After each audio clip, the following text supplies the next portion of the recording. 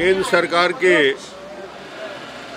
प्रधानमंत्री नरेंद्र मोदी जी की कार्य योजना और माननीय पीयूष गोयल जी ने जो बजट प्रस्तुत किया वो निश्चित रूप से इस देश के सभी वर्गों के लिए न केवल विकास को आगे बढ़ाने का है बल्कि कृषि से लेकर उद्योग से लेकर पेंशनर और सभी लोगों को ध्यान में रख के ये बजट रखा गया है।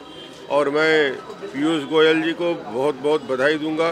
माननीय प्रधानमंत्री जी के विज़न को सामने रखकर उन्होंने ये बजट प्रस्तुत किया है और समाज के सभी वर्गों को जिन योजनाओं की शुरुआत माननीय प्रधानमंत्री नरेंद्र मोदी जी ने की, आज देश सबसे बड़ी योजना की ओर आगे बढ़ गया है। स्वच्छ भारत छत्तीसगढ़ और हिंदुस्तान के सभी क्षेत्रों में ग्रामीण क्षेत्र में शौचालय का निर्माण, दूसरा ग्रामीण क्षेत्र की अर्थव्यवस्था और ग्रामीण क्षेत्र की महिलाओं के लिए 8 करोड़ गैस के सिलेंडर और चूल्हे देने की योजना, जो अपने आप में भारत को एक बेहतर दिशा में ले जाने का प्रयास होगा।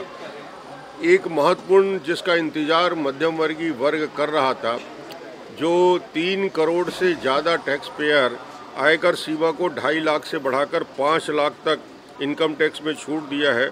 3 करोड़ से ज़्यादा मिडिल क्लास के लोगों का इसका सीधा सीधा फ़ायदा मिलेगा। ये काफ़ी लोग इंतज़ार कर रहे थे और इसका हम स्वागत करते हैं। 6.50 यानी 6.5 लाख बचत करने पर कोई टैक्स नहीं लगेगा, सेविंग में 6.5 लाख तक का। तीसरा महत्वपूर्ण विषय, किसान सम्मान निधि 12 करोड़ छोटे किसानों को 2 हेक्टेयर ज़मीन में 6,000 रुपये दिए जाएंगे। सीधे उनके खाते में, किसानों के खाते में ये पैसा जाएगा। 75,000 करोड़ की राशि किसानों को सीधा इसका लाभ मिलेगा। एक बहुत बड़ी शुरुआत। यदि हमने खाते खुलवा लिए थे, किसानों के खाते खुल गए थे, तो अब ये कम से कम उनको एक सुरक्षा की निधि हर साल मिलेगी जो 12 करोड़ किसानों को लाभ होगा। कामधेनु योजना, छोटे किसानों को गाय पालन में दिक्कत होती थी, उन कामधेनु योजना के अंतर्गत उन छोटे किसानों को 750 करोड़ रुपया का लाभ मिलेगा। प्रति किसान 500 रुपया वो कम से कम अपने गाय के पालन को बेहतर तरीके से कर सकते हैं। ये एक महत्वपूर्ण ग्रामीण क्षेत्र के लिए योजना।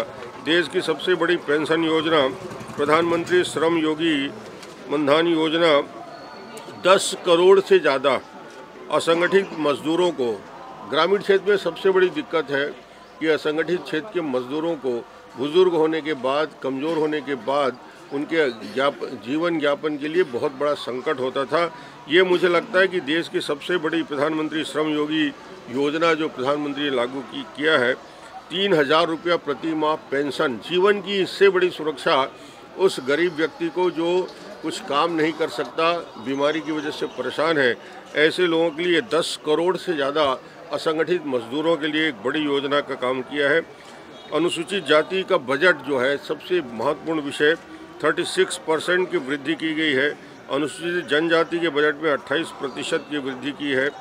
40 लाख टर्नओवर तक के जीएसटी रिटर्न नहीं भरना पड़ेगा। 40 लाख की सीमा और 5 करोड़ तक के टर्नओवर वाले कारोबारियों को तिमाही रिटर्न जीएसटी रिटर्न जमा करना होगा। तो ये एक बड़ा बेनिफिट व्यापारियों को भी दिया है।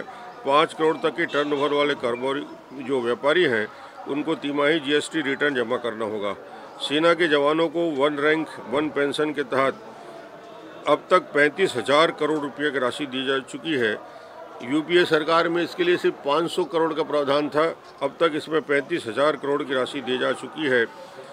सबसे बड़ा इफेक्ट जो 3-4 साल के बजट में प्रधानमंत्री जी की कार्य योजना का, देश की वित्तीय स्थिति को ठीक करने का, महंगाई के दर, इन्फ्लेशन, यदि आप कितना भी टैक्स को माफ़ कर दें, कितना भी किसानों को मदद कर दें, यदि महंगाई की दर बढ़ती है तो आपका सीमित आय वाले लोगों के लिए सबसे बड़ा दिक्कत होता है कि जितना भी हम वृद्धि करते हैं, पे में 7 पे कमीशन दिया, उसका लाभ कैसे मिलेगा, नहीं मिलेगा।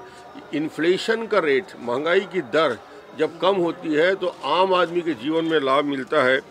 10% से घटकर यूपीए के समय 10% महंगाई का दर था, इन्फ्लेशन 4.5%।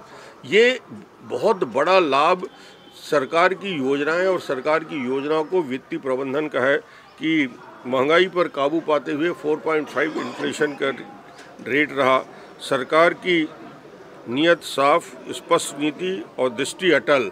जो फाइनेंस मिनिस्टर ने कहा कि हमारी दृष्टि अटल है और समाज के सभी वर्गों को साथ लेकर, मध्यम वर्गीय से लेकर किसान से लेकर मजदूर तक सभी को साथ लेकर, सेना के जवानों को साथ लेकर, किसानों को साथ लेकर एक ऐसा बजट प्रस्तुत किया है जिसका सीधा सीधा असर आम आदमी के जीवन में पड़ेगा। मैं इस बजट की न केवल वित्त मंत्री जी को बधाई देना चाहता हूं, अरुण जेटली जी नहीं हैं, पर वित्त मंत्री के हैसियत से उनके माध्यम से पीयूष गोयल जी ने जो बजट प्रस्तुत किया, निश्चित रूप से इसके दूरगामी परिणाम होंगे और देश की अर्थव्यवस्था में एक मजबूत कदम।